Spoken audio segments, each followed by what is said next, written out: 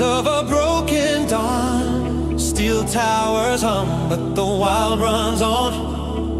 A shadow moves through the circus below, half machine, half beast, with a violet glow. They thought the outback was lost to the flame, but a dingo returned with a coat in his veins.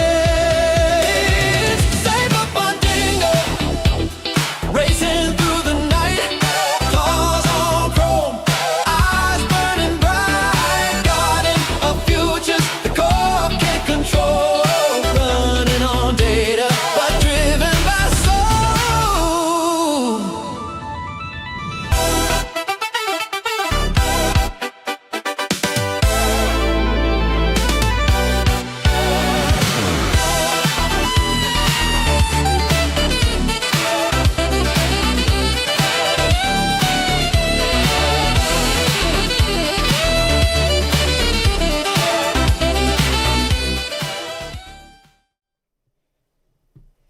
What is up, everybody?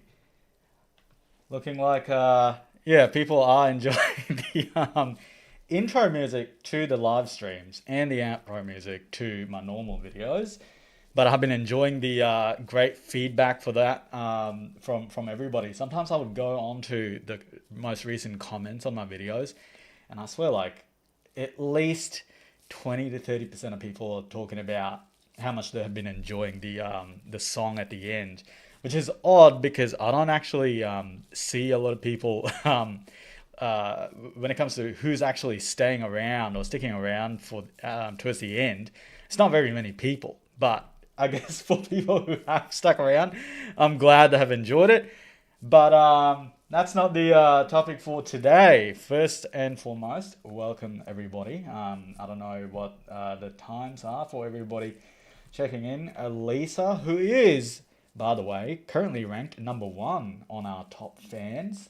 It says you're checking in from Israel, and I just had a look at the time. It's noon there now, which is fantastic. And I see the Toucher, one of my long-term followers. And the Toucher, you're also joining us from Brisbane. I believe you're now, what is it, an hour behind. Is that just Brisbane compared to Sydney? I think you might be. But 7 p.m. Bit of a weird one tonight because I don't generally stream during weekdays or weeknights, but perhaps because of some pretty major news, I figured it might be something that I do. Oh, cool! 10 p.m. in Ireland. It's not too different to 10 a.m. Whoops, I was reading that as 10 p.m. and I was like, why is that not so different to Australia considering we're on the other side of the world? But that's 10 a.m. Are you watching the live stream from work, 8-man? Because that would be pretty funny. But excellent. Thank you all for joining. And as usual, I would like to start off by thanking all of the channel members and patrons, and also people who have been joining these live streams as much as they can, because it's not something I've done too often previously, but obviously I've been my plan is to do as many as I can. It's a great way to interact with people who actually who watch the channel usually. Obviously, the channel is entirely member supported, so without the members and patrons, I couldn't do it without you guys. So once again, thank you very much. And if you'd like to join as well, you can get access to a lot of stuff, like that song you've heard, the full version you can get. That's one of the exclusive videos on Patreon and also on YouTube for less than a coffee a month. And also today I noticed like the super chats, they weren't automatically set to be read out loud, but I have changed that. So all the super chats, if you choose to send one, they will be read out automatically. You can do that via YouTube, or you can also do it through, I don't know if there's another link there, but YouTube's fine. All right, so a bunch of people working. That's funny. Make sure you've got your headphones on, because my streams aren't generally safe for work, I would say. We talk about a lot of spicy stuff on these live streams and my usual videos. So get your headphones on. It's it's an early warning for everyone if you are indeed checking in from work. All right, cool. So obviously, I feel like what we're talking about today is very obvious to everybody, and that is the update to Gaza and what looks like a potential end to this war. But I figured before I start, fancy a bacon sandwich. Tom, look, it's nighttime. I've already had dinner, but you know what? I could go for a bacon burger from a place like Hungry Jack's. Hungry Jack's is Burger King in Australia for those of you not watching from Australia. Anyways, going back to the topic, which I feel like I sometimes get distracted from. I didn't want to go immediately into the deal because I feel like there's something quite important that we do talk about because today is the 9th, here in Australia at least, and I think for everybody else as well, it would be 9 p.m. However, what I want to essentially touch on is the fact that it's been 2 years since October 7th. And there's a few things I feel like I should say. And number one, and that is, it's actually quite ridiculous or insane to me how much the world has changed in the 2 years since October 7th.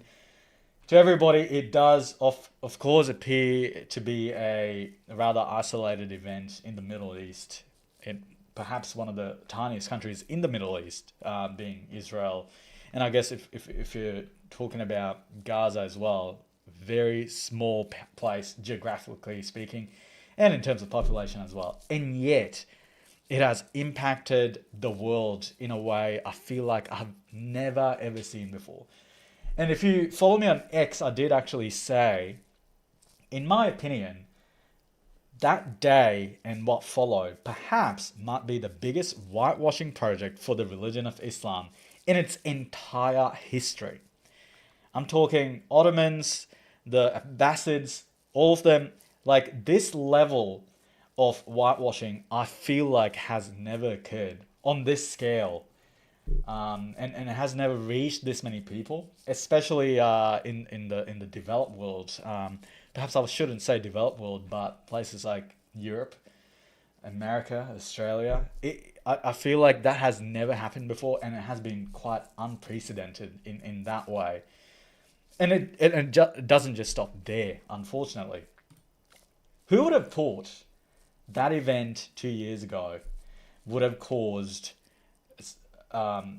essentially single issue parties, single issue independents, and even major parties in countries like the UK, Australia, Canada, and even the United States to pop up? It became a focal point of a number of elections. Now, in America, during the election, people like the Democrats, I do strongly believe that it hurt them because people felt like Joe Biden was essentially aiding Israel and not doing anything to, I guess, protect or stop the war. In Australia, I can certainly speak for everybody who's tuning in from Australia here. That was, no matter where you lived, no matter what electorate you lived in, Palestine was on the ballot. And if you didn't know already, Australia is probably facing it, perhaps one of the worst instances of, when it comes to the cost of living, the housing crisis, the energy crisis. I can just list these. And yet, this was perhaps more important to quite a number of people over fixing, essentially where you're going to sleep that night. That is how ridiculous it has gotten. And if you look at places like the UK and even Canada, this was on the ballot. The UK being the prime example, because I feel like that's where the vote actually really impacted the ruling. Well, they weren't ruling at the time, but the Labour Party, it certainly impacted them. where independence came out of nowhere. They felt like instead of going through Labor, we're essentially going to cannibalize their vote. We are going to represent essentially what is the majority living in an electorate, which will be the Muslim population. And we put forward our own independence, and this is how we're going to exert influence. And unfortunately, this is my other point being, across the Western world, following October 7th, a lot has been revealed, even beyond the elections. And the first thing perhaps should be loyalty. Like, who or what are people loyal to?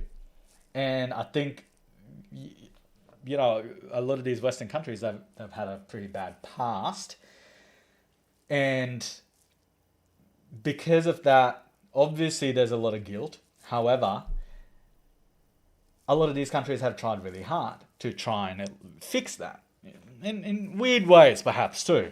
So, for example, we've got many countries talking about, hey, there's loyalty to the country, but we're going to accept a large number of migrants from different cultures, perhaps even countries that we previously colonized, and we're not going to differentiate. We hope everybody can live lives that are where we can provide you with equal opportunity, and by doing so, you'll come to accept these countries and learn to adopt their values and essentially identify as British or Australian or Canadian or American. But that is not what's clearly happened. For a long time, I feel like we were all living under this facade of, okay, assimilation is going really well. You know what? Like, everybody's holding hands, singing Kumbaya. But is that really what's happened? After October 7, in Australia at least, literally the day after, in Sydney, people gathered to celebrate. Israel hadn't done anything at that point, but there were fireworks. People gathered near essentially the most iconic location in Australia, and started chanting a slogan that I probably could not repeat on this live stream on YouTube. But the Australians here, and you could probably also look it up. That all revealed itself suddenly. You know what? I learned, and I felt like, as an ex-Muslim living in Australia, I felt like, you know what? I can talk about Islam freely as much as I want. I can critique these things. I can make jokes, whatever. But suddenly, it's become clear that that's not the case. You cannot say a lot of things without significant consequences. And on top of that, you've come to learn, and I think I touched on this slightly in my last live stream as well. You've come to learn that there might be a lot of people, depending on who you are, what religion you follow, what ethnicity you are, what your background is, whether you've been in, say, Australia or Canada, the UK, for whether your family has multiple shared generations in any of these locations, or if your parents or grandparents arrived maybe 50, 60 years ago. Depending on all of that, it is very likely that there are people who live around you who might not entirely see you as equal as human beings in society. Now, perhaps they might not say this out loud or outright in a public setting, but as you know, many people have been exposed for saying what they really think over the past 2 years, including those two nurses from Australia who made global headlines for saying what they would do to their Jewish patients. And this is yet another topic that I touched on last live stream, where I asked people who were tuning in, assume you're a Jewish person in the UK right now. You've seen what a lot of doctors and nurses and whatnot publicly have been saying on places like X and Instagram. Would you suddenly be comfortable getting treated by someone like that? I don't think so. That facade has entirely faded. And this is how significant, what I mean by how significant that one day has been for many of these countries. But perhaps, I guess, some of the worst things that's come out of this is the fact that so many politicians have essentially bent over. They're doing whatever these people want them to do. Suddenly, like, if you've seen my last video, I think I did say this, the UK was home to people like Richard Dawkins, Christopher Hitchens, people like Stephen Hawking, all people who inspired me quite significantly, and yet they've fallen victim to this movement that obviously now has put forward their own independence, where the health service is talking about how great cousin marriage will be. In Australia, after October 7, just this year, the Islamophobia report that Australia is going to potentially going to look into to pass new legislation to potentially protect Islam. What they have suggested in this report, and essentially has been promoted by the Prime Minister of Australia, is that there is a good chance that this is a quasi-blasphemy law. That is how bad things have gotten. Like, in the future, some of the I don't know, simplest critique of Islam could be misconstrued as Islamophobia, which is a word I don't entirely agree with. And I have said this multiple times before. That might be a law. Now, they talk about Islamophobia. I'm an ex-Muslim. The penalty for leaving the religion of Islam is death in most countries that are Islamic. You could probably get away with a life sentence in prison. But many people outside of those countries living in the West do believe that the blood of an apostate is halal. And that is why it's not so easy for many apostates to publicly speak out. And you can see my nice mask here as well. And yet, is that an irrational, like, if an apostate fears for their life because a lot of people might see their blood as halal and permitted under Islam to take their life, that is not an irrational fear if you're talking about phobias. That is a very rational fear. And yes, after October 7, we're looking at legislation just like this. And they're putting up sports stars and whatever to essentially promote this. That is crazy to me. Now, of course, we have to consider that we're reaching this point where in Australia, for example, the Islamic population is 3%. In the UK, it's about 10%. So these are very significant populations, and no government has a response. They don't know what to do. Well, I've said many times as to what I would do, but it seems like many of these sectarian voting blocks are essentially utilizing the freedoms provided by Western democracies to take away the same freedoms afforded to the rest of the population. A lot of these people do not believe in freedom of religion. A lot of these people do not believe in freedom of speech. A lot of these people do not even believe in civil rights movements like gay rights or same-sex marriage, for example. This is very clear. And yet today we're seeing Queers for Palestine. We're seeing some of the biggest LGBTQ groups being allied with pro-Palestine movements in many of these countries. They're marching side by side. It's insane to me. And of course, this is part of the reason I feel like October 7 has been such a mask-off moment for a lot of people. The facade completely has faded. And politically speaking, depending on where you are, and if you actually see where this is all headed, I think a change in strategy is required. And of course, I always say, one of the best things you can do is effectively pretty much just speak out. And yes, Runisha, that is correct. None of this is allowed elsewhere. Unfortunately, these thoughts are only allowed in Western countries where they want to take away these rights from people. Yeah, it's insane to me. All right. Now, going back to Gaza, I feel like we've covered effectively what October 7 has shown everyone. But let's quickly go into some videos that I've saved here, so we can just dive into this issue. Both signing Also, this is an Australian channel. Let's have a look at what they say. off on the first phase of a permanent Gaza ceasefire. US President Donald Trump revealing hostages will be released in the coming days and Israeli troops will withdraw. As US correspondent Miley Hogan explains, a major increase in aid should also begin flowing into Gaza. Good afternoon. The news is starting to spread through the Middle East that a peace deal has been reached between Israel and Hamas.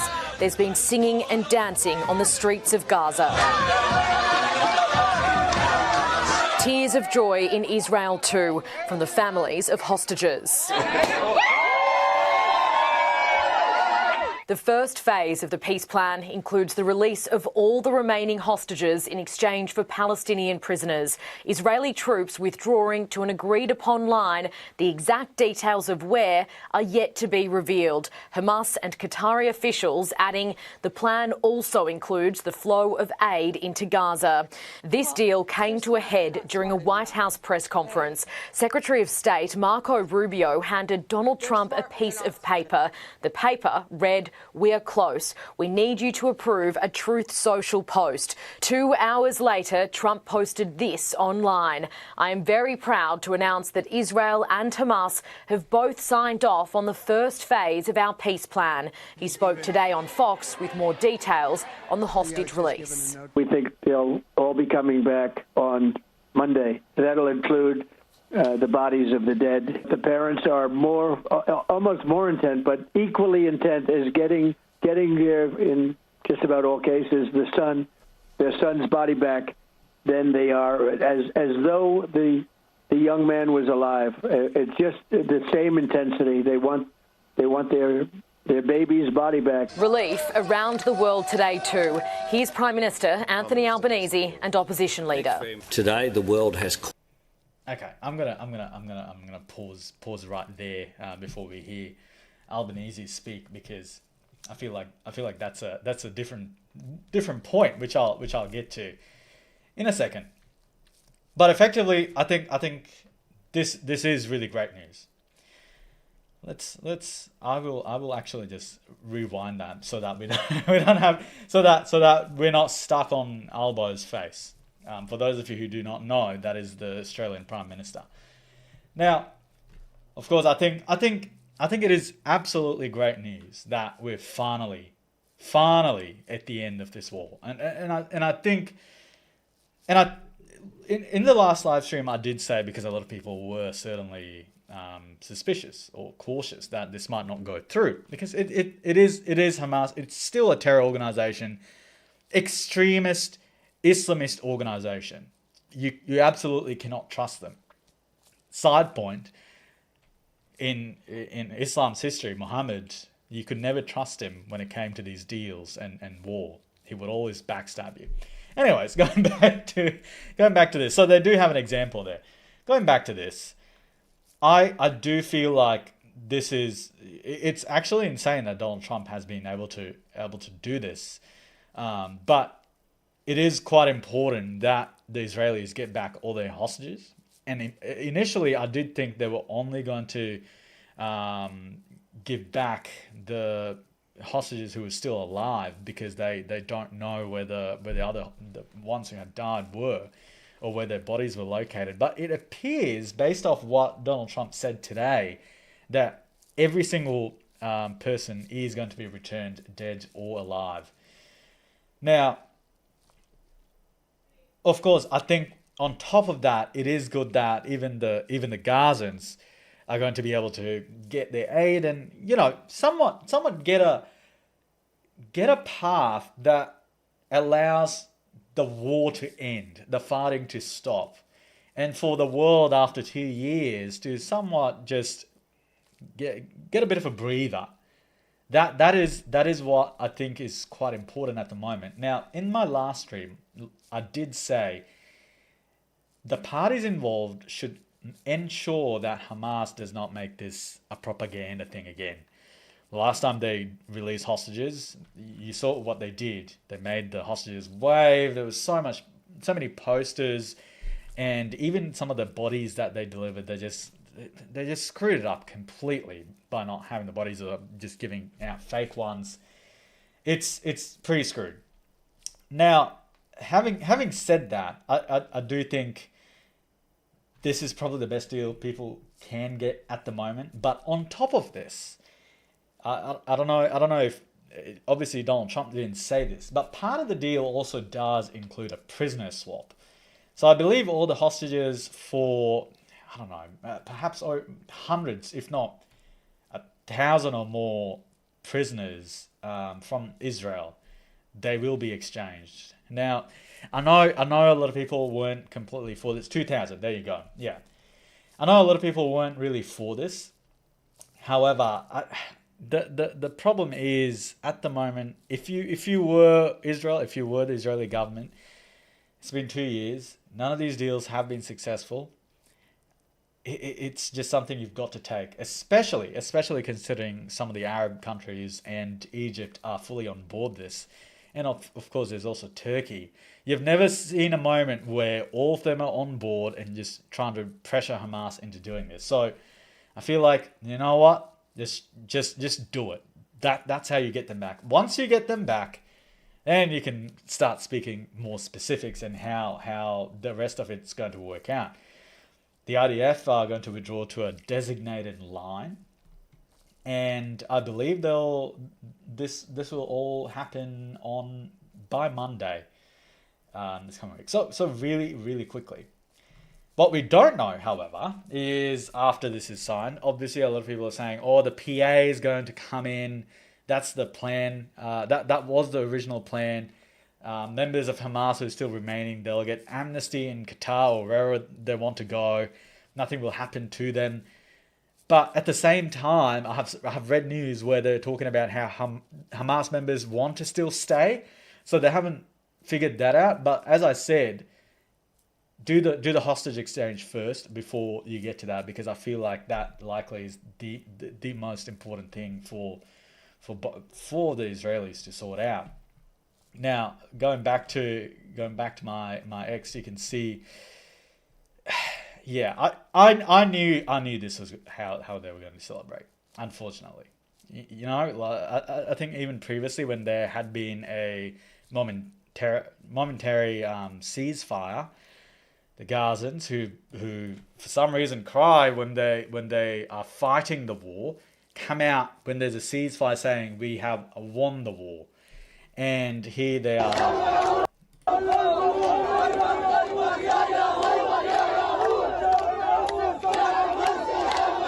Yeah, they just can't help themselves. This is a chant you've even heard I've heard Australians chant this. I've seen people in the UK and even the US chant this.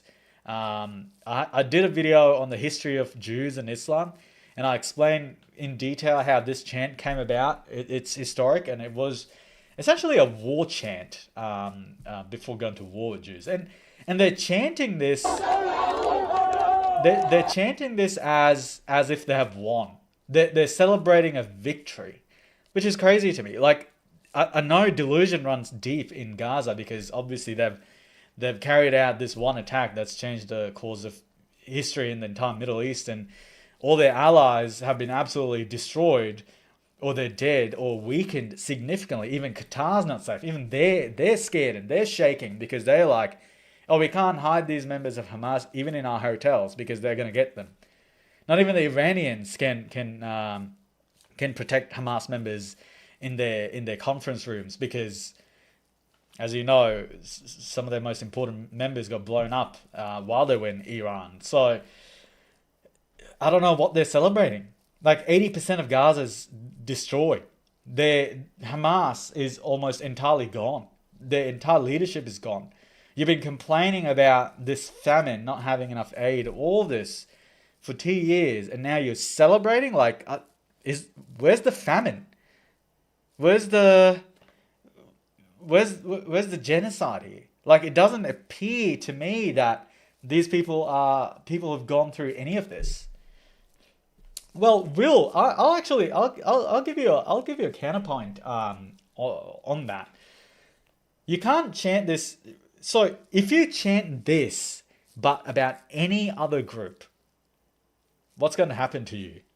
Now, any other group, whether it be in Australia, whether it be in the United Kingdom, whether it be in Canada or the US. Well, in the US, perhaps. But say these three countries, what's going to happen to you? Even in the US, you might actually lose your job and you're going to get dragged across social media. But these people there in Gaza, but this particular chant, you can chant that during protests in any of these countries and nothing's going to happen to you, which is crazy to me. And now, of course, like I think... know if it could ever happen. This is the same one we've seen before. Now, I think, funny enough, I think in this chant, I can't recall if you could hear them actually chanting Donald Trump's name. I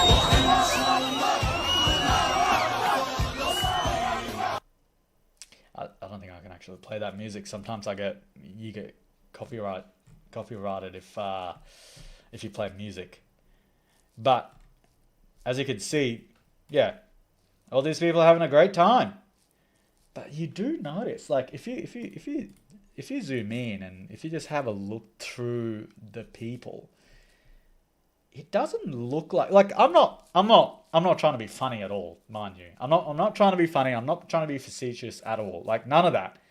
But I don't really see like a famine here. Do you? Like, people watching, look at this video and tell me, does this look like these people? Like, these are very expensive phones and cameras that I can see here. They've got electricity. This guy looks he looks like he's at least 90 kilograms. At least 90 kilograms and healthy. So what's going on? Yes, the toucher, they do. This guy's he's slightly overweight, and I don't know what they're talking about, because this video tells me a very different story to what we've been told the past 2 years. And what we do know is when there is generally propaganda coming from, look, I'm not saying people haven't suffered. The civilians caught up in this absolutely have suffered, as you would in a war zone, considering 80% of the strip has essentially been destroyed. At the same time, I can't help but feel that, going back to propaganda, like, a lot of the time, you can see these kids, they clearly have some sort of medical condition. And here's perhaps a point that doesn't get discussed very often. A lot of these kids do have said conditions, is because the Gaza Strip has I think you can tell where I'm headed with this. It has a very high percentage of people sharing only two grandparents. or in other words, yes, they marry their cousin. So the chances of birth defects in children with certain genetic conditions, it's pretty high. And those are always the kids that generally get displayed in these videos. And you can always tell, because the mother or the dad or the people who surround them, especially other kids, they all look healthy. Whereas this I shouldn't laugh, because I'm not laughing at these kids or their misery, but this is a reality, and they are all being used as propaganda, and that's just a fact. But yeah, this video kind of proves a few points there. Now, I also do want to touch on, like, a lot of these people, they aren't very happy, are they? They aren't happy with what they're getting. That's another crazy part. Like, for example, let's have a look at this tweet. This Trump deal to end the Gaza war is completely unacceptable What's unacceptable about not getting bombed or the war ending so you can just continue living life? What's so unacceptable about that? Am I mistaken in thinking these people have not been complaining and crying for the past 2 years and essentially creating so much noise that it's even distracted from what I would argue are more immediate issues facing people in places like Australia, like the cost of living crises or housing crises, the likes of which had not been seen in generations perhaps. And yet, here we are going back to this, and these people are talking about how ending it is so unacceptable. The facade, once again, it's fading. The mask is slipping. And it's basically calling for the surrender of the Palestinians. Yes, it is. It is a surrender. Of course it is a surrender. They started this war. They lost it. And now you're surrendering. And the crazy part here is a demilitarized Gaza, no Hamas. I mean, it's just shameful. It's absolutely shameful. For the Nazi Germany, for example, they lost. The country was split into two. They had to surrender. Japan was demilitarized, and I believe even today they have to be called the defensive forces or something of that sort. And there are certain weapons that they can't actually develop or use because they lost that war as part of the axis of evil. They surrendered. And part of that was getting demilitarized. How would this be any different to that? All these radicalized countries or powers or groups that wage war, if you lose, yes, the best option for you is to surrender. Any deal that stops the war generally would require you to surrender. That's how it works. In what world did these people think like a deal would consist of giving more arms to a group like Hamas or keeping them in power? Have they looked around Gaza? Have they seen what this place now looks like? Of course you have to surrender. It's crazy. And there is no deal without a demilitarized Gaza. It genuinely isn't. Yeah. Obviously, there's a lot of pride involved, and I think that is why people like this they're obviously pretending like they've won. They haven't won. They've lost. They've lost significantly. And I think they've lost on a scale that is that's perhaps never been seen before. At least not for the past couple decades. Oh, this is a video I just had to bookmark for this video. Sorry, for this live stream. Now, I want you to have a look at this gentleman who has clearly been going through starvation. Oh, I can't play the music, so have a look at this gentleman who's starving. Look at these moves. God.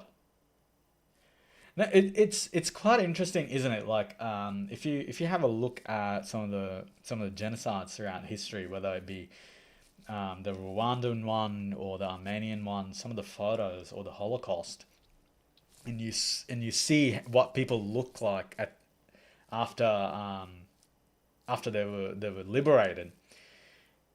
You look at the photos from camps like Auschwitz. And what the prisoners there looked like after they were liberated. Nothing like this. They didn't have disco lights. They didn't have loud speakers blasting this music that I'm sure is really great to dance to. They had none of that. They weren't in clothing like this. This gentleman, the only way, has he eaten other Palestinians? How does he look like this? Like, unless you change the laws of thermodynamics, the only reason he looks like this, number one, like I said, is either if you've eaten other people, or you were eating a lot of normal food, a lot of camel burgers, kebabs, chips. I don't know. I don't know what they eat in Palestine. Apologies. Maybe someone from that area could educate me. McDonald's, or maybe Greta was, I don't know, airdropping KFC, whatever it is. This gentleman, yes, chromosomes. He was always first in line. He probably caused more famine than any military force could by being first in line and eating all those trays of food, so nobody behind him got anything. This guy should be tried at The Hague for crimes against humanity. Look at him. But his dance moves are pretty cool. Yeah, I think that's pretty cool. I don't know what this is, but yeah, he's a bit flexible. Look at him. He's a happy person. He should celebrate. He's celebrating because he knows he's about to get double the food. Triple, maybe even. I'll get to it. This was the bonus bit that I was planning for tonight. But yeah, it seems like there are a lot of belly dancer. Look, I'll be honest with you, Renisha. I don't know if I want to see this gentleman's belly. I hope he keeps it covered. If he loses this t-shirt, I hope the others around him could give him like a bed sheet or like a extra large towel or something to keep that covered from the rest of us. I would hate to see that. Anyways, going back to this, another point that's very curious to me. Yeah, God, there's gonna be a shortage of hummus after he's done with it. This gentleman here, he goes, and I believe he's a Jewish influencer from the US, and he goes, do you notice how 0 ceasefire accounts are celebrating the ceasefire? It's because they're upset that Hamas surrendered. Yeah, like this person here who was angry that they're gonna get rid of Hamas as part of the deal. It was never about a ceasefire. It's always been about Hamas. That is true. I have genuinely not seen a lot of people who pretend like they wanted a ceasefire. They never wanted it, and I think I've said this many times. I don't know if I've saved this somewhere here. Perhaps not. It was they were essentially it was essentially a tweet that I saw where they were talking about some of the pro-Palestine accounts were talking about, we don't want a ceasefire. They were saying it out loud, like rather publicly. We don't want a ceasefire. What we really want is for us to get rid of the Zionist entity, which is Israel. And I feel like this is a sentiment shared by a lot of people. I believe, obviously, after this weekend, I think we're going to hear a lot of it. I strongly feel like a lot of these people are going to come out and start talking about how, well, they're not going to outright say, we're sad at a ceasefire, but they're going to suggest that, okay, we didn't get what we wanted. Like we've been defeated militarily, which will be the most significant one there. And that's what they're going to be sad about. Now, there is a very interesting tweet that I read here. Oh, also, this gentleman here, he goes, and this shows the level of devastation, genuinely.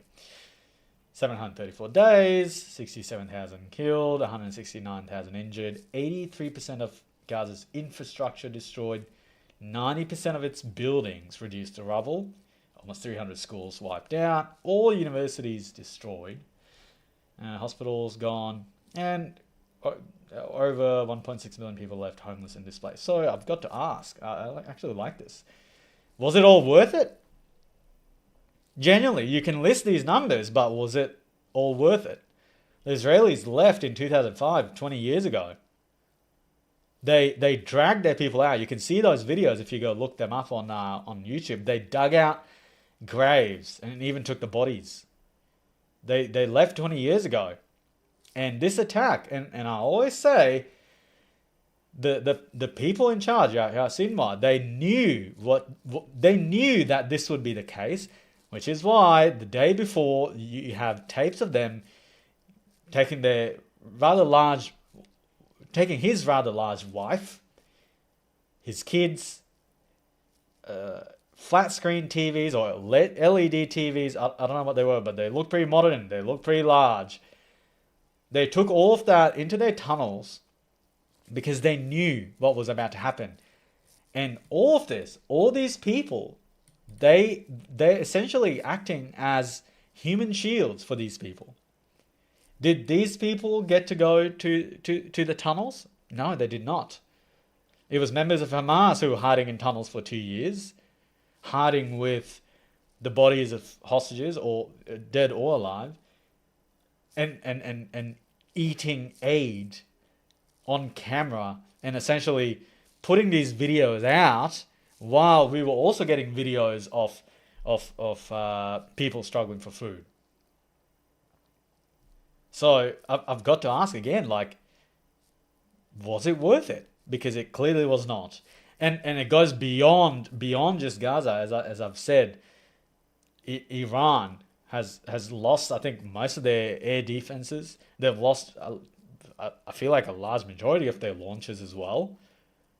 The nuclear program, I don't know how much it's been impacted, but it's certainly going to be hard to get that back up and running. Even Qatar is on notice. Hezbollah, all of their leadership has been wiped out. Most of their members who had a pager, they've lost a limb, perhaps their manhood. they've lost many important things, and that took out a lot of their members. And I think that the public support for those people also, like for example Hezbollah, is in the gutter. Even the Houthis did not escape this fate. Their oil storage facilities, they've gotten a lot of their facilities bombed by the US and Israel. So all of these people have been impacted quite significantly. I certainly would think, based off all of this, that October 7th perhaps was the dumbest military attack done perhaps in our lifetimes. That's just absolutely a fact. And I think a lot of comments here that they're talking about, yeah, this is why you don't start a war. Effectively, October 7th, you went down onto a music festival attended by peaceniks and hippies and teenagers, and that's your big achievement? No, it doesn't work like that.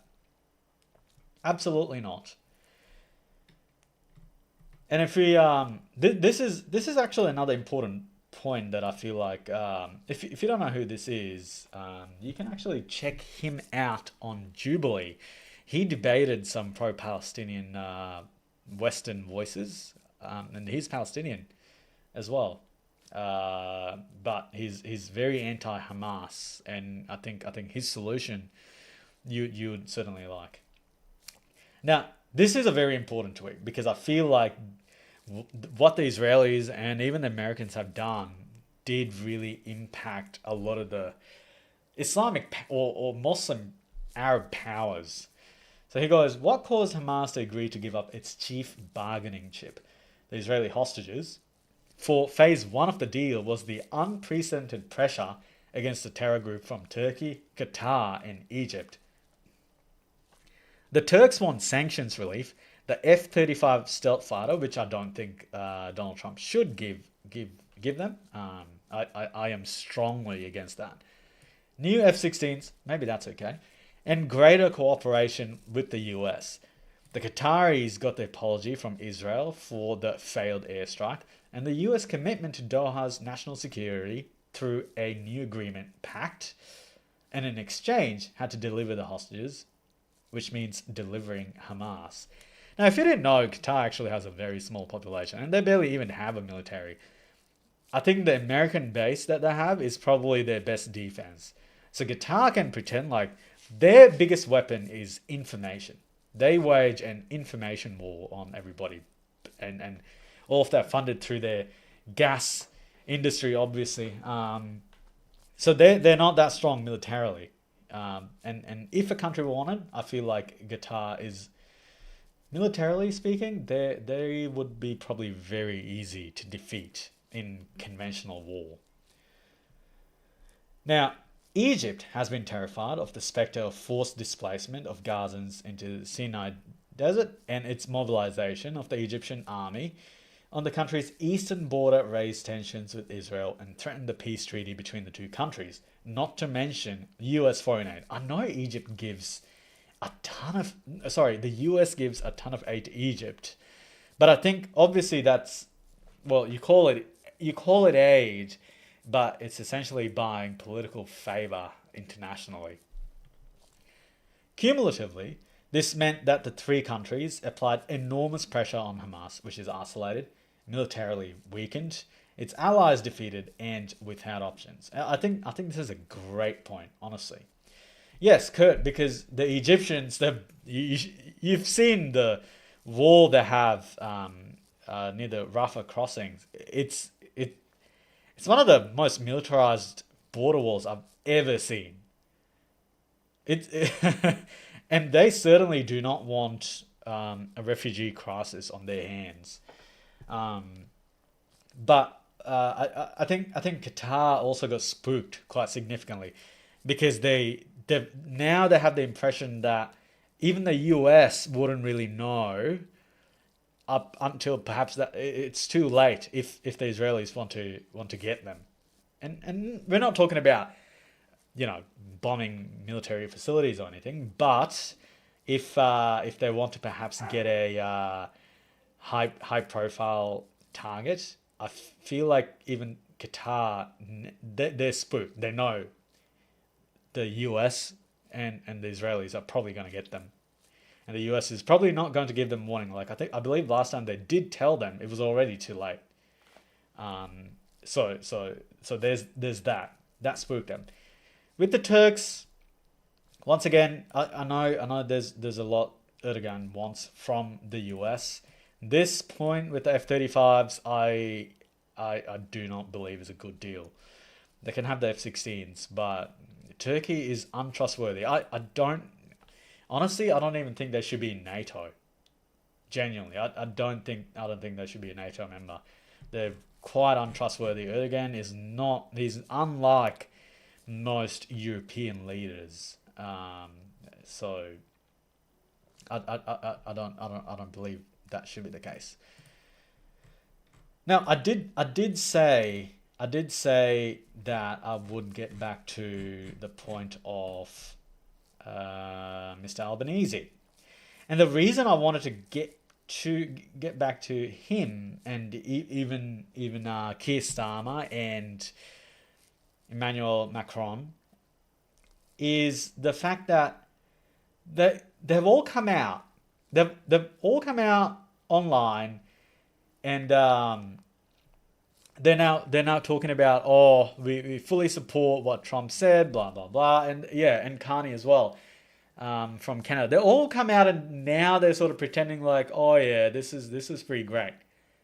But hold on, let us rewind for a second here. A lot of these countries, including Albanese, awarded Hamas with a state before anything had happened. No hostages. There was no deal. There was no hostage deal. There was no ceasefire. Nothing had happened. and they went ahead anyway. I believe Marco Rubio actually came out and said, one of these countries, I can't recall which one it is, it might be Keir Starmer or Macron. He said their negotiations actually stopped because one of these leaders came out and effectively rewarded Hamas as a state, and the negotiators from that side actually dropped off because they were like, hey, we've achieved what we wanted. We didn't actually need to do anything. People who follow the same religion as us on the other side of the world, they've started protesting and voting against their left-wing government, so they've just rewarded us with whatever they wanted. The Ummah has come to our rescue.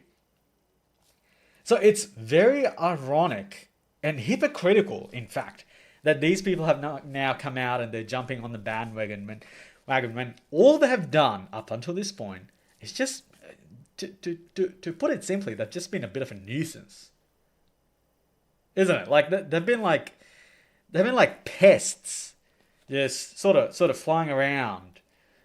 Actual deals and actual negotiations. Like you hear Albanese and Carney and Macron just making that bzzz sound as Marco Rubio, Qatar and the Israelis are trying to negotiate. You just hear this buzz sound like little flies annoying the shit out of everybody.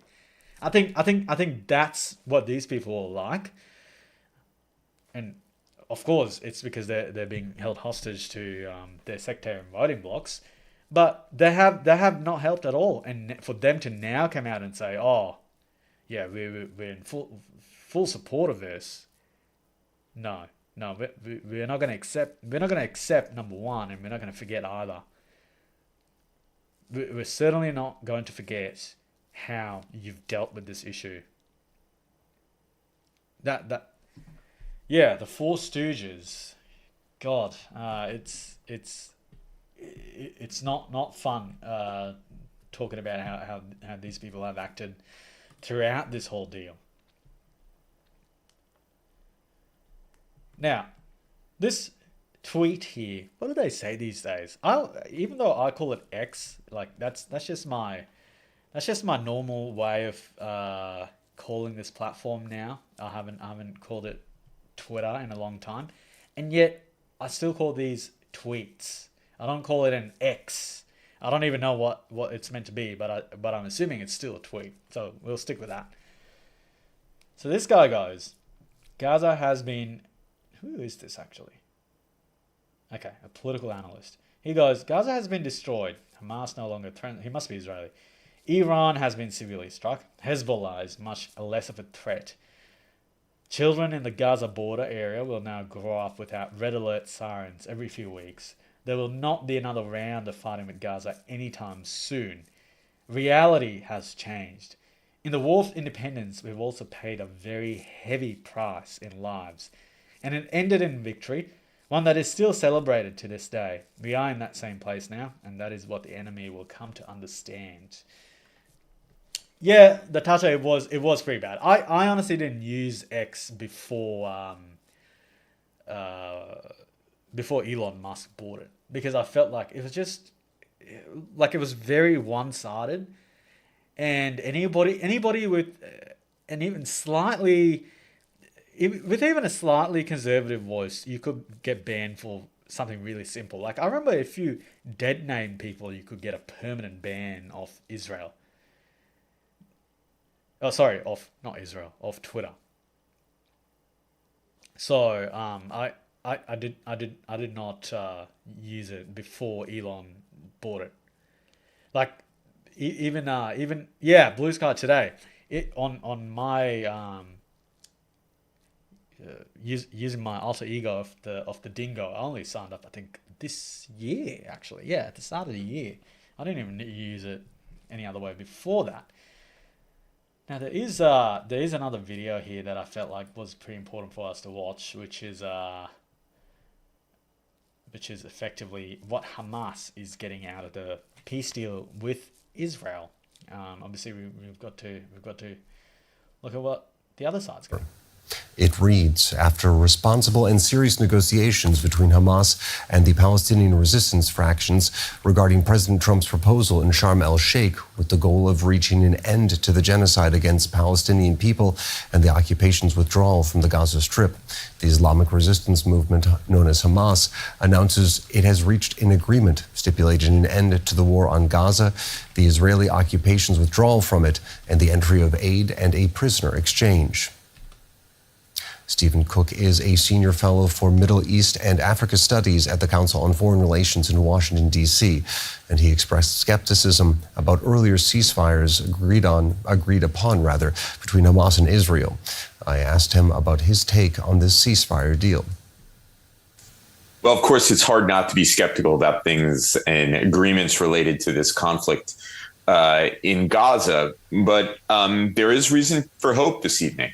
The president of the United States has engineered at least the first phase of his 20-point peace plan. Israelis are coming home to their families. Israeli hostages are coming home, and Gazans, for the first time in 2 years, will not have to live under war conditions.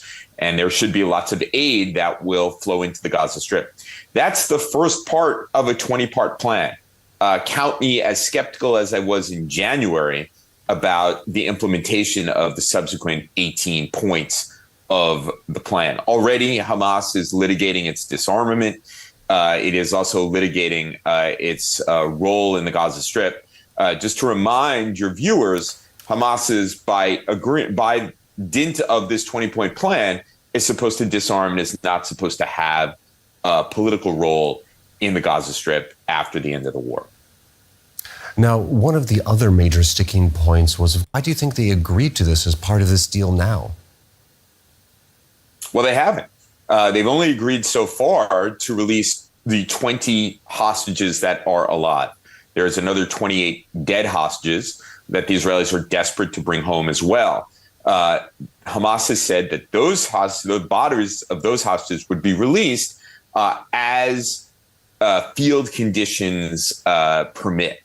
Yeah, that's what I actually said as well. I did say, because Donald Trump, it seems he said all of them will be returned, but I do remember before today's announcement, they were talking about, we don't actually know where these bodies are to, in fact, return them. But I feel like perhaps this is what effectively the deal originally said as to what Hamas's role will be, which is none. And that certainly brings me to my final point on this issue, which is whether, actually, ironically enough, there's a thing here that says, is this really the end of the war? I have been thinking about this. Regardless of whether the actual fighting ends even by this weekend or Monday, hostages are returned, the Israelis pull back to line one, I am still definitely unsure whether, well, I am certain that this is not the end of it, because this is an ideological war, a religious war. This is a conflict between two sides that, I mean, even going beyond modern history, going back to the 7th century, these are two groups that have not been able to live side by side. Absolutely not. So I don't see this as a way of ending. And I can just point you to some of this, the historical precedents that proves to you why this war is almost certainly not over.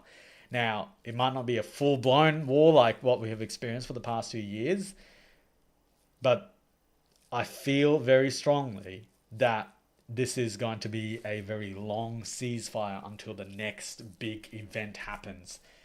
How it happens is that nobody knows that. But it is important to, I guess, to ensure steps are taken so that that never happens again. But I'm not convinced at all. I mean, if you look at who started the wars like this one and lost it, 1947, 1949, the Arab-Israeli War. The Arabs rejected the UN partition plan for two states. And once the Israelis declared independence, what did the Arabs do? 5 states, so Egypt, Jordan, Syria, Lebanon, and Iraq invaded literally the next day. And the Israelis survived and expanded territory beyond the UN plan. Of course, the Arabs started that war as well. After that, the Suez Crisis. The Egyptians nationalized the Suez Canal, and then that led to another war and defeated the Egyptians.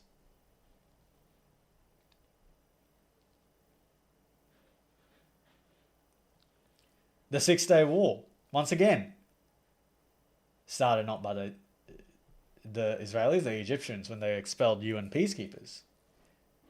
And that also resulted in the Arabs losing a lot of land and territory. The October War, Egypt and Syria launched a surprise attack on the Israelis. Once again, all their gains were reversed. The Israelis counterattacked into Syria, and once again, the Arabs lost. The Lebanon War, started by the PLO, once again, started by them. The Israelis invaded, kicked the PLO out, and the Arabs lost. Every single time there is precedence. Every single time. They just keep losing. And I feel like this is why it's so hard for me to accept that this is, well, it's the end of this particular war, but it's not the end of the forever war until there's some sort of black swan event like, I don't know, like super AI taking over or something, like something insane happening. Otherwise, there's no way this is this is going to happen. And I mean, we can even look at the deals that the Arabs rejected or walked away from. Like, we can start with the 1947 partition plan, the Khartoum resolution, where they came up with the 3 no's, which I think I showed you in a recent video of mine. Camp David Accords, Oslo Accords, 2000 Camp David Summit, 2008 Olmert Offer, Trump Peace Plan, which was in 2020, called the Deal of the Century, which was rejected completely. And of course, the Abraham Accords, which a lot of people say the Palestinians actually launched October 7 because of the Abraham Accords, and they felt like if that got signed, then there was no way back for them. There is so much historical precedence for this, and that's why I feel like, and the Israelis used to be, I believe they were pretty left-wing in the past. Now, I know, I remember Douglas Murray saying a lot of people who actually were the victims of October 7. They were these peaceniks taking sick Gazans to hospitals in Israel, employing them in their own homes and their own businesses because they lived near the border. Despite all of that, these people went back, attacked, and the so-called peaceniks and hippies and even people at the Nova Festival, and that was they were doing it for peace, and even they did not stand a chance. And I did say this to someone on X, and it was something like somebody, I think it was a Jewish person from, was it the US or maybe the UK, and they're very, very anti-Israel. And I did say to this person, look, if you were there at the Nova Festival on the day, and even if you were a famous anti-Israeli activist who was still Jewish, you do realize that those attackers would have done to you the exact same thing they would do to the rest of the people there. Yes? Because they would. You would not survive. Simply because you're Jewish. And there's very deep religious belief that drives that sort of hatred. And nothing you say or do is going to change that. Correct. Renisha, I do recall the video of that Tanzanian student who lost his life just very senselessly. And many Thai workers were taken as hostages or lost their lives as well. What did they do to deserve that? So when we look at the historical precedents, the list I just read out, I simply do not see this as the end of a long conflict. Of course, and a lot of this also is dependent on the Arab world, how they figure out how they want to go ahead in the future. I know like places like Saudi Arabia, even Qatar to an extent, once they stop funding their propaganda, places like Saudi Arabia, the UAE, who stand out as a different country when it comes to relations with Israel. I do feel very strongly that they all know that, you know, what will work out in the future is if they move past this eternal conflict. It's a distraction because the Saudis want to get Western tourists into their country and spend money because they're looking for an alternative to when their oil dollars run out. So that would obviously be tourism. So I strongly feel like in the future, even the Arab nations outside of Palestine, if that becomes a unified state, we'll need to figure out, hey, we can't go on with this forever. We've tried. This was our most recent attempt, and even that failed spectacularly. So there's that. Now, the next segment, funny enough, is about perhaps one of the world's most famous streamers, or in fact the most famous streamer in the world, and he's been making the news today. I don't know if you've seen this, but he's been making the news because this dog here, his dog, who sits right there for hours on end. Today we have figured out why this extremely pro-Palestine streamer, Hassan Piker, has how he gets his dog to stay there. And it turns out his dog is not simply a pet. It sounds like Hassan has taken hostages, similar to his to whom he supports in Gaza. Release the hostages, or in this case, release the hostage, Hassan. Release your four-legged hostage, because that is what that is. If you haven't seen this video, let's play it real quick, and I'll give you my thoughts around it. I hate this fucking country. Oh my god! In the middle of Norway, and but Okay, it is emblematic of all of America's much more consequential violence. Hating on America, as they Okay, as he says. it's the same reason as to why America. Kaya, please just fucking go. Just stop. Oh. Okay, there you go. Now, if you don't know what that is, so you can see him reach, like he's reaching for something there, and the dog yelps. So what that is what I often call an e-collar, or what many would know as a shock collar. Now, I don't know how many of you have dogs, but if you do have dogs, how that works is it's essentially just a normal collar, and you use it as training. Now, if you've been joining my streams for a while, you would know that I do have dogs. I have two very big dogs, black dogs, because Muhammad in his lifetime apparently thought they were the devil. And my dogs are like 60 kilos each. So, and they're working dogs, so they need a lot of training. And I do have e-collars for them, but I can't even remember the last time I used them, because they don't need them anymore as they're full grown. But when they're training and their attention span is sometimes out, and they're on say a farm or something like that, and you don't want them to just run away, run off, go onto go to a place where you can't see them, you use the e-collar to just bring them back. There's many settings on an e-collar that starts at vibrate, and then you have the rest of them. And this is a point I haven't seen many of them actually point out. So you have levels, I believe mine has like levels from 1 to 6 or something like that. Once you get past the 3 or more, then there's a good chance that that your dog might yelp. Now my dogs, they're rotties, so they don't even feel it until it's quite high actually. Like, yeah.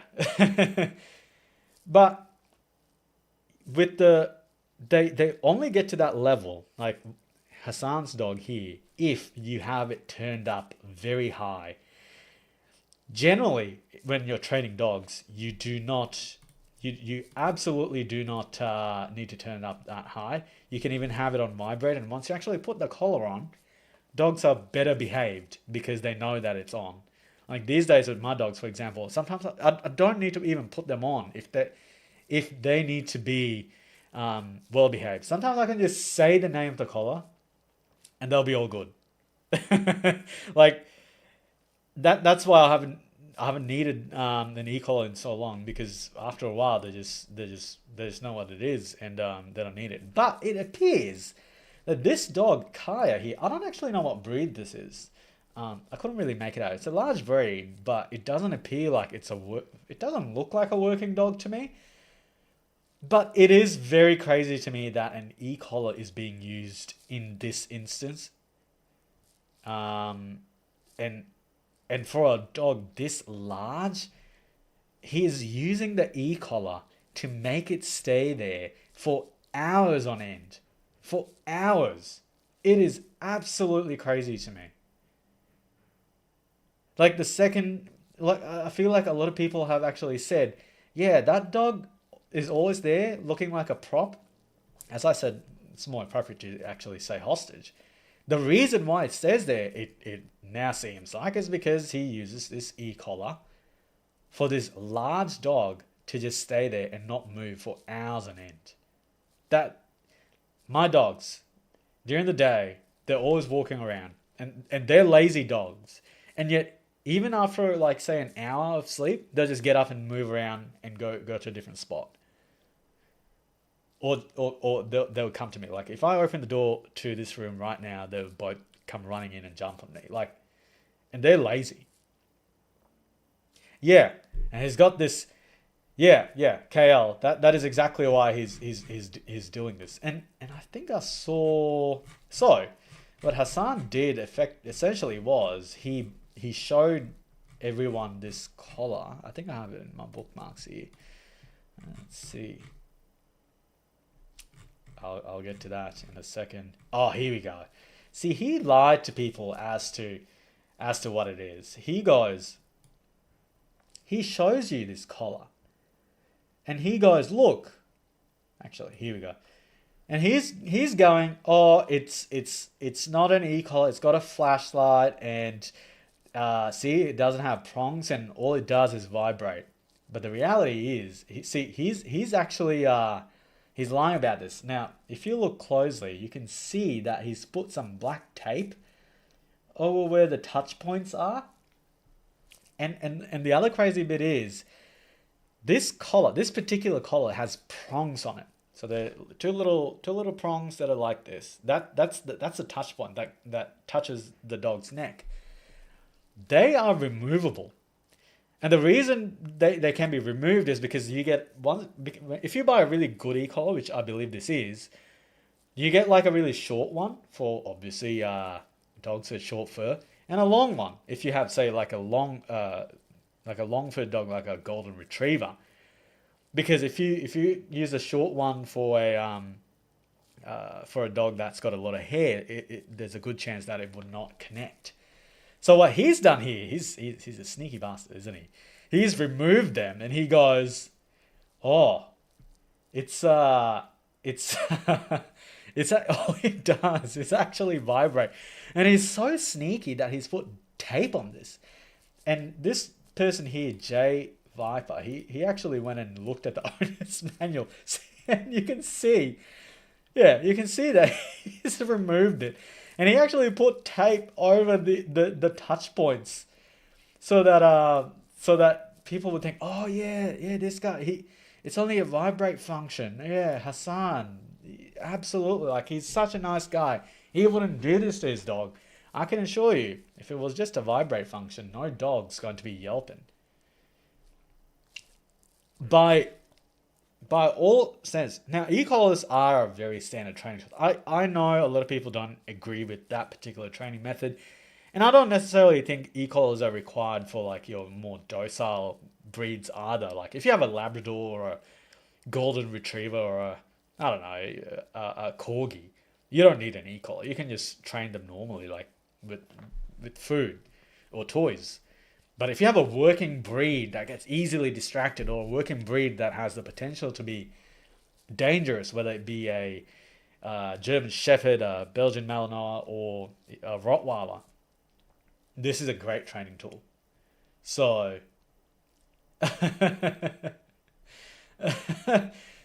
look, Renisha, if I think he lies about both. If he's doing this to his dogs in his own home, imagine how he treats other people, or imagine the lies from him about other things. Camilo Estevez, thank you very much for your tip there, and you have asked this question: what's the deal with Islam and dogs? I think I did put up a tweet today, and before I get to that, I'll show you some really funny memes. The flowers, I sit for hours, telling Look at that. God. People have been coming at him big time about this, and apparently there's former footage of him actually saying, I just wrote a Vox article talking about how problematic they are. Like, I don't give a fuck. I know they have breathing problems. I know they're incredibly fucking inbred. I don't give a shit. I know. I don't care. Like, yeah, he's talking about French bulldogs here, and I think there's even more video. Yeah, where is it? Yeah, look at him, like, just pulling this dog by its tail. Like, who treats dogs like this? And a lot of people were like, oh, he's a Muslim, which is why, like, he's like this, because they hate dogs. No, Hassan, he's a... I don't believe he's a Muslim. He's non-religious. Like, he's not a Muslim at all. Like, maybe he might laugh as one sometimes, but he's not Muslim. He's a non-religious person who just so happens to treat dogs badly. Who pulls their dogs like this? Like, just use their collar, like it's right there, or use a leash. Why do you need to do this? But anyways, to answer your question, Camilio, it's a pretty funny story. In Islam, you can actually have dogs for certain purposes. Like if you're guarding your house, you're using them for hunting. So you can have dogs as tools, but you cannot keep them as pets. But I kind of want to move away from the whole tool use and pet use and all of that, and just simply say the reason dogs are banned in Islam is because Muhammad hated dogs. Like, we've got to say it simply. Occam's razor. Like, Muhammad simply just did not like dogs at all.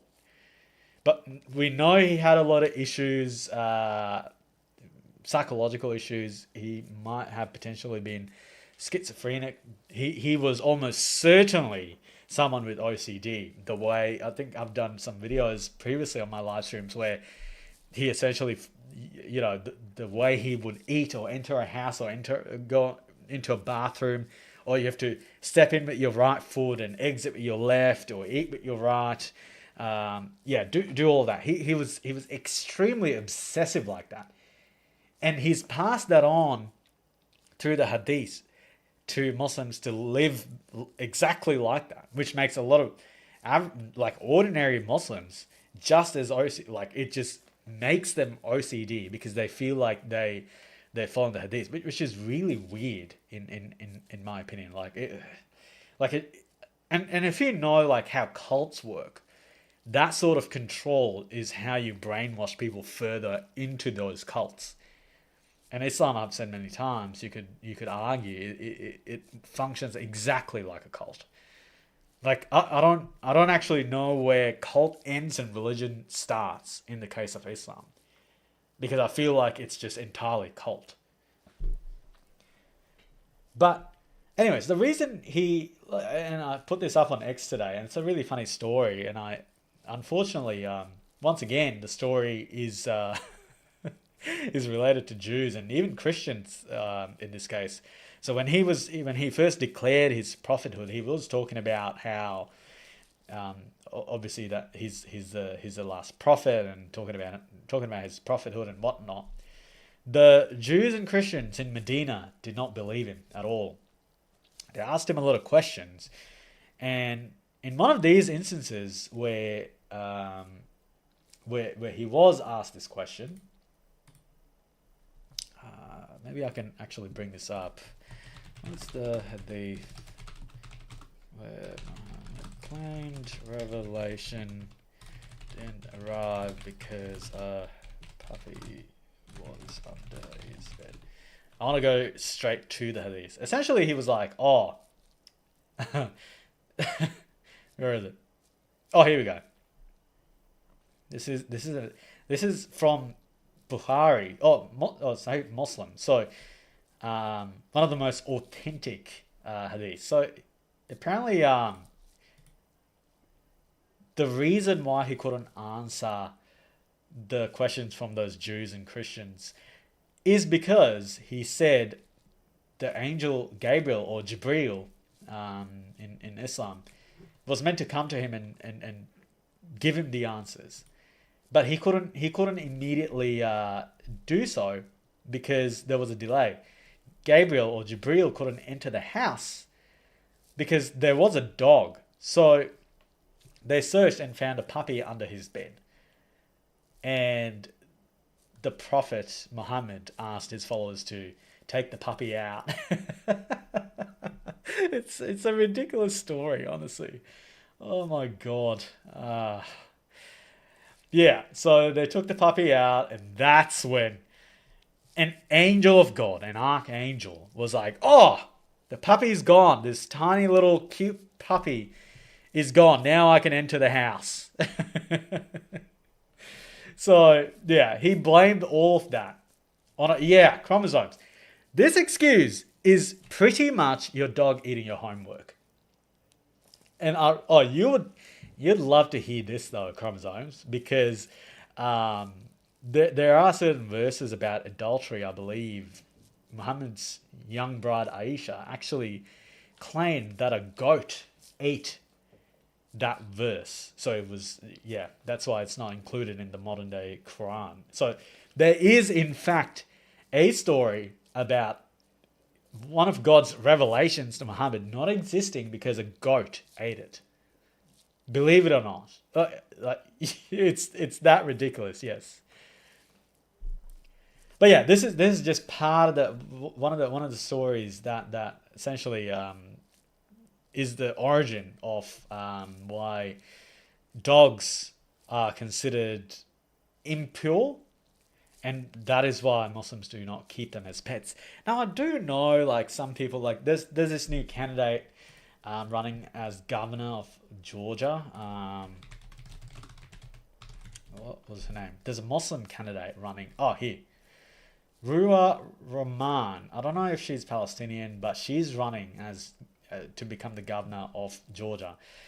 And somebody actually told her something about dogs, and she posted photos of dogs I guess prove that Muslims keep dogs as well, and it was a husky and something else. And I was like, this is really weird, because really, like, as a Muslim, the only reason you can keep dogs is for like hunting or as guard dogs or shepherding, for example, but you cannot keep them as pets. And she doesn't look like a hunter or a shepherd to me. So I don't know what, like, this is the sort of progressive Islam that I always talk about on my normal videos and live streams. So I'm like, yeah, in the future we're looking at a version of Islam that that would be unrecognizable to people who believed in it, even in the 2000s, like say the early 2000s and 2010s. It would be something else, something real crazy. But yeah, she. But once again, another example, by the way, off topic, of the Red Green Alliance. Again, like this is someone else coming in to devour the left from within, and yeah, so it's essentially happening everywhere, unfortunately. So that is the story behind dogs, Camellia. If that helps answer your question, and it is a pretty funny story. Maybe next time, the gentleman who where is he? In his name there was Al-Zut. There's a really funny story about Muhammad being gay. I don't know if you've heard about the Al-Zut people and Muhammad's experience with it, but perhaps in the next live stream I'll bring that up as another crazy story from the history of Islam.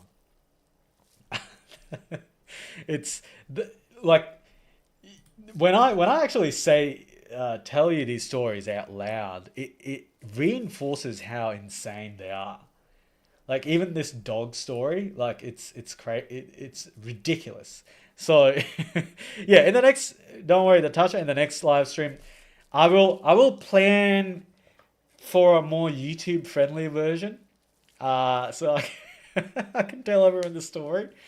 Yeah, but next video, next live stream, we will be talking about Al-Zut or Al-Zut. Would it be pronounced Al-Zut in Arabic? I don't know actually, Al-Zut. But we will talk about that. It's a really funny story, and sends people into hysterics when you talk about it.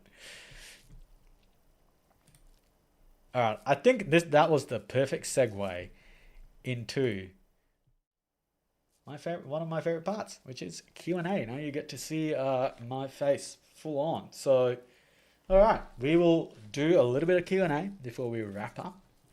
So if you had questions, it could be related to what we talked about today, or it could be slightly off topic. I don't mind. We have gotten really off topic previously during the Q&A, which can be really fun, but I'm happy to answer even those ones. So drop your questions in the chat, and I'll go through them. I'll have a look at some of the questions already in there, so I can get to them. Let's see.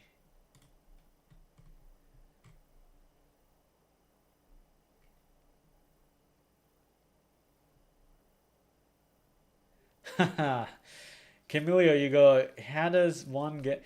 By the way, Camellia, you are currently number 1 on our top fans ranking, so congratulations.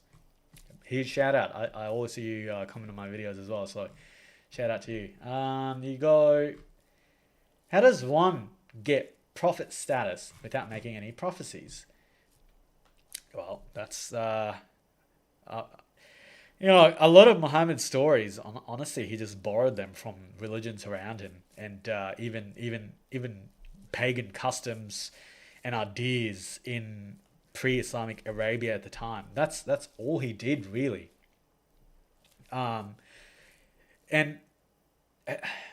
I feel like with him especially, he was very careful with a lot of these things. Obviously, there's like these really silly miracles, like him splitting the moon and whatnot, none of them actually have any evidence for it, especially a miracle of that magnitude. But I feel like with Islam, like especially with how I was raised, perhaps the biggest miracle, and this miracle essentially relies on circular logic, is the biggest miracle is essentially the Quran, because you cannot recreate it, and what's contained within the Quran is miraculous, but it is circular logic. It's a miracle because the Quran says it's a miracle. You see what I mean? Like a Spider-Man comic book is a miracle because Spider-Man in the comic says it's a miracle. The same logic applies. I don't see how he's a prophet. To be honest, a lot of the Jew hatred in Islamic history originated from the fact that a lot of Jews in pre-Islamic Arabia, especially in Mecca, they questioned him on his prophethood, and they asked him a lot of questions, and he was unable to always he was unable to answer them immediately. And in fact, I'm assuming everyone here knows that he was illiterate, so he would verbally tell his scribes to take down Revelation. The funny thing is, one of his scribes actually left Islam because the scribe came to the conclusion, this guy changes his mind all the time. He talks a lot of nonsense. He always goes and hides behind a rock or inside a cave sometimes. He's just really weird. And I'm starting to believe God always seems to grant his wishes suspiciously all the time. So, yeah, this is all nonsense and I'm leaving. Yeah, so one of his most prominent scribes actually is one of the first apostates. So shout out to him, actually. Another question here is, what's the future of the West? Sharon, I've done a number of more in-depth videos on this, looking at the data. I love answering this question based on those projections. But look, I am hopeful, but I always say a lot of it hinges on our ability to talk about things freely. But I strongly feel, you know, how at the start of the live stream, I did say October 7 and what followed has been the biggest whitewashing of Islam in its entire history. And a lot of that also happened because people saw what Islam really was like and what happens when there's a large enough sectarian bloc that is Islamic in a country. I am hopeful. I think whatever people say, whatever even the leftists and the anarchists and all these people say, Western principles of democracy, free speech, free religion, that's the best you're ever going to experience anywhere in the world. Like, nowhere does this apart from these countries. You only realize once you travel or you've lived in these countries for a long time. I mean, I was born in one where keeping the Bible is illegal. It's one of those countries where other scriptures can get you jail time, and leaving the religion of Islam can get you executed. So a lot of these people, they don't know what they're asking for, including Muslims who live in the West. So I remain cautiously optimistic for the future of the West if we are prepared to fight for it. Let's have a look. Camilio, have you felt safe? For the most part, I have felt safe, yes. But that could also be because, you know, nobody knows. Like, I wear this mask. If someone saw me in the street, they wouldn't know who I was. So, and I generally don't have a very big circle of. I don't really know many Muslims anymore. It wasn't because I don't want to hang out with Muslims or anything. Like I've previously done that, and I did like sparring with them on philosophy and religion and whatnot. But these days I do feel like, you know, as an ex-Muslim, you have to work off probabilities, if that makes sense. And the chances are, if you run into a circle where there is someone a bit too extreme, you are in immediate danger. So you want to reduce the chances. But I do have a very diverse selection of friends and family that where I don't feel like I'm in any sort of danger, especially in Australia. But publicly speaking out, with all this gone, that's perhaps my answer would be a bit different in that case, Camellia. Yeah, the toucher, I have seen how Australia's e-safety commissioner is in fact trying to police the whole world. But there was something off about that, because I felt like she was only going after very specific European influencers on X. Like, I've put out put up videos of Erin O'Shea. I've shared them.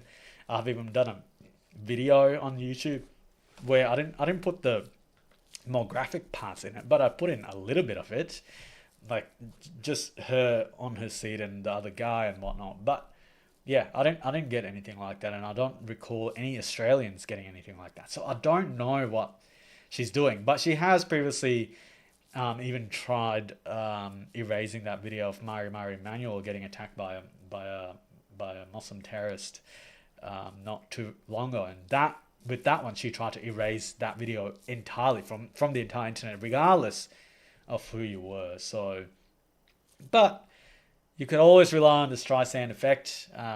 If they try to erase something, that's when people want to go and look for it even more. And Reboot Gulliman, I hope I'm reading your name correctly. Sorry if I haven't. And thank you for your donation there. Do you think the far-right views on Israel will further hurt the Conservative Party? Yes, I do. Yes, I do, in fact. Because I feel like a lot of influence, like, for example, say, Candace Owens, and a lot of people you saw in that episode of Jubilee with Mehdi Hassan, a lot of those people you would call far-right. I don't know how that appeals to even a more traditional, just normal conservative person. It doesn't appeal to any centrists. It doesn't appeal to anybody they're trying to win over from the other side. I think their views are actually quite rooted in, like, it's rooted not in the Gaza conflict, but rooted in very genuine, very scary anti-Semitism. Like, they genuinely do have those views, and a lot of them do belong to neo-Nazi groups. And I think that's not going to win anyone over. And I have seen, even in Australia, like, a lot of these people, like these really extreme far-right groups, they're talking about, oh, you know, these are nationalists or whatever. But, like, you see their views on this issue, and obviously many of their other views as well. It doesn't appeal to anybody. Yeah, they might get a little bit of attention on X here or there, but you look at the wider electorate, it's just very off-putting. Like, I've always said, and, you know, like, maybe Reddit doesn't believe I'm more center right, but a lot of my economic views are left. A lot of my more social views could be slightly right-leaning. At the same time, yeah, there's no way I would even consider being aligned with anybody like that. So yes, it does hurt more mainstream conservative parties. Now let's see.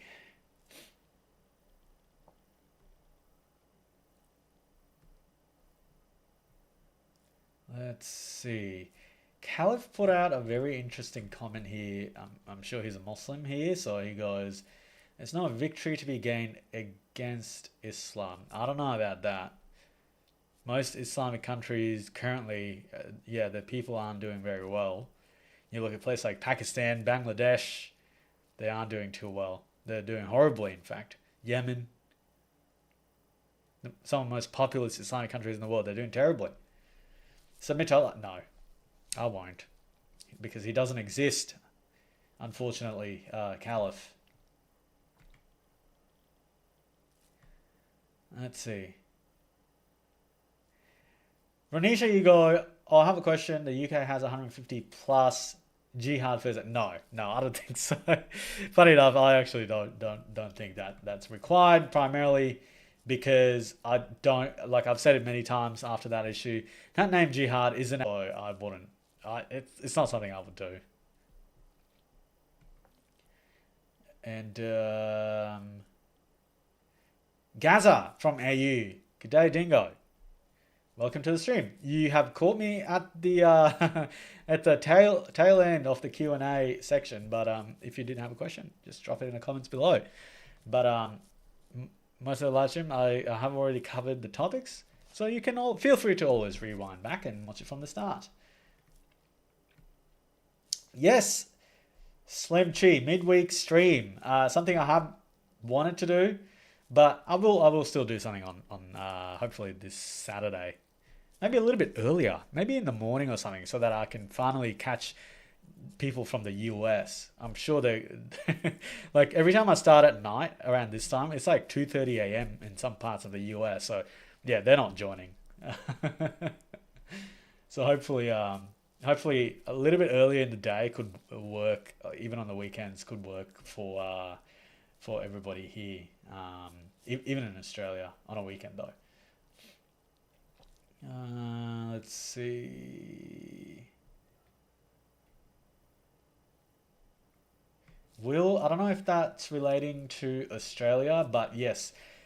I believe in Australia for permanent residents, there is a long waiting time to become a permanent resident. Because a lot of it, you have to get selected and you're competing against a lot of people. So there is a long waiting time. And after that, you can, yeah. In Australia, becoming a permanent resident is harder than becoming a citizen.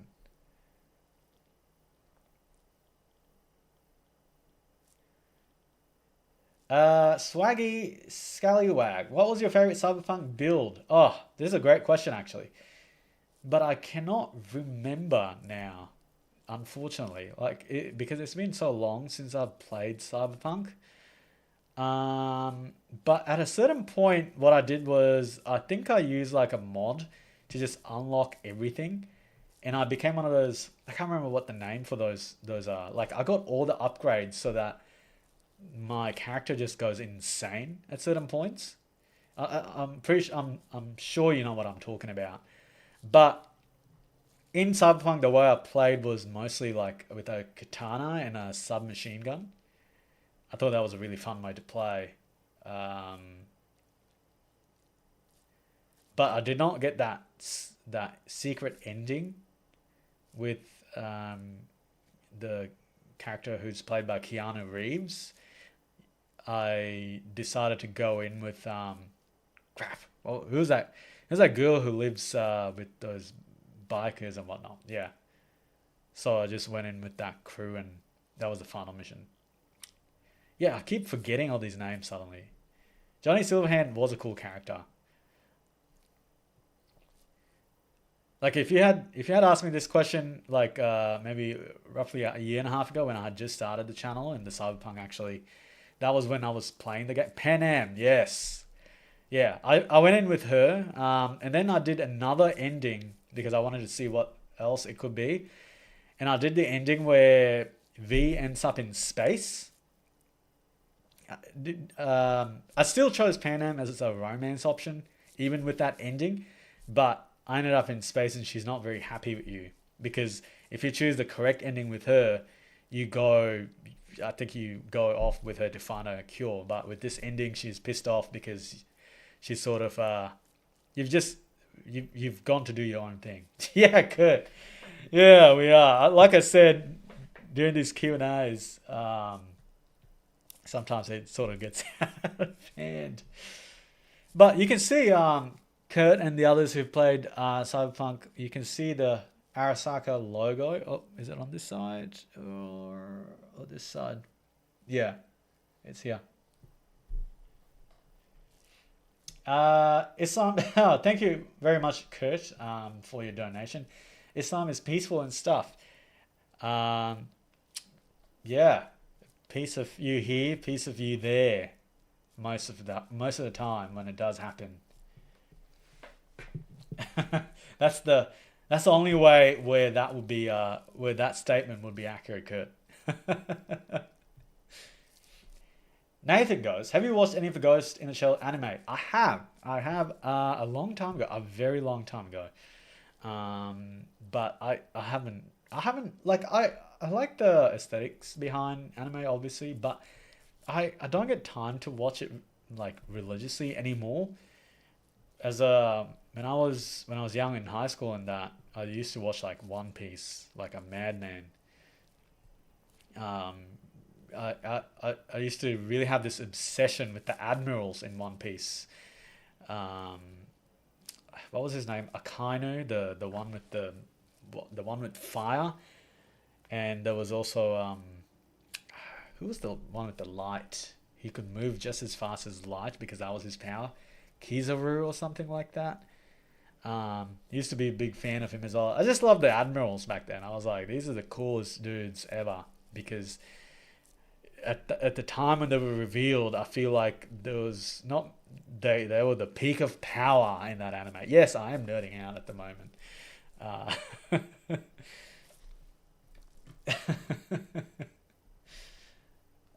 Yeah, so those days I did enjoy, but yeah, and then there's him. Didn't I'm pretty sure they fought the ice guy Aokiji, and I remember reading up on this maybe a few months ago, trying to figure out what had happened since all of that. I'm sure, like, I read that he had died. I don't know if that's accurate, or maybe his status is unknown. But apparently he fought with somebody, maybe Akainu or someone, and he lost. So there's that. But it now appears like Luffy is almost as strong as some of these admirals, which is very interesting to me.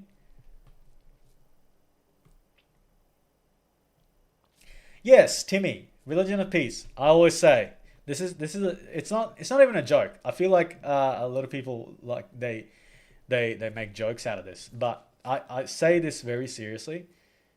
If your religion was peaceful, if you were extremely religious in that case, you'll be like out here giving out food because you've become extremely peaceful. You'll be out here helping out the Christians and the Jews and people of other religions. You wouldn't be talking about taking over. Everybody would love you. That's how an extremist peaceful person would be. And that is what disqualifies this religion as a peaceful religion. Because the more you follow that religion, the less peaceful you are.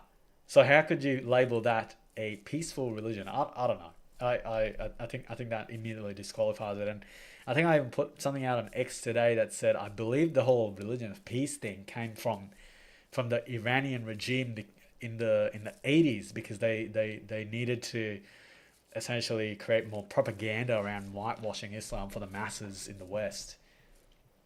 And yes, the Toucher, you are right. We are all nerds. Bella, I will answer this for you. Would you let your kids play games? Of course. I would be a hypocrite if I didn't allow them to do so. But I might not want them to do sometimes I go to like Woolies or Coles and I see these kids and they're watching these AI cat videos, and it's just a cat singing like a Katy Perry song, but all the lyrics are just meow. And it's just absolute brain rot AI slop. I wouldn't let them watch anything like that. Absolutely not. That would be crazy for me to do. But I wouldn't let them play games. I don't know. Like when I was a kid, I was only allowed to touch my PlayStation on the weekends, and I think that's a good rule, because otherwise you get too invested into it. Like it should be a reward, not the Minecraft. I don't play Minecraft, but I would think like it would be like World of Warcraft back in the day. I might be mistaken. I've only seen little bits and pieces.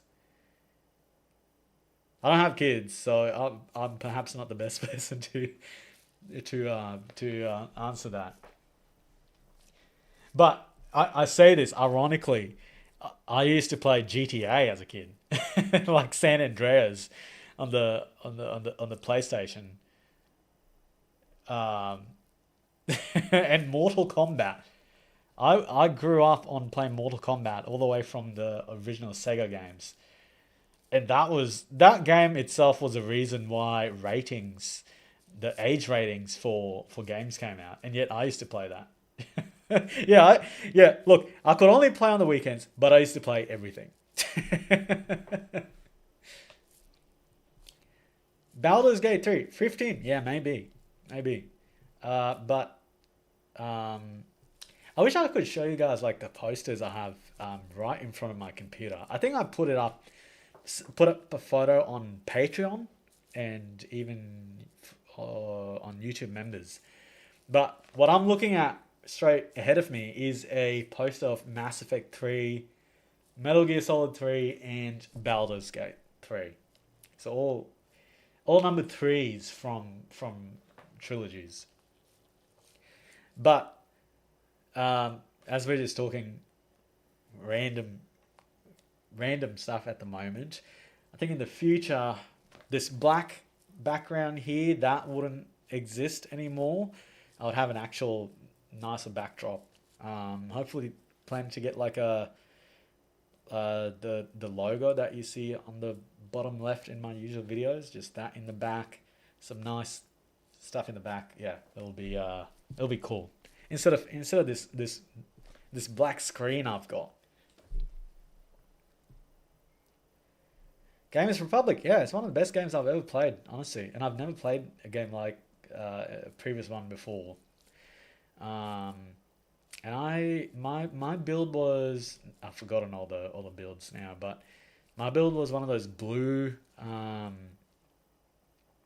are they? Were they elves? Night elves, or like the blue elf?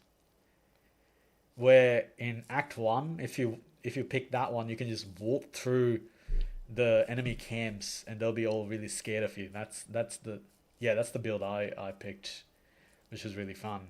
You get an easy pass if you pick that.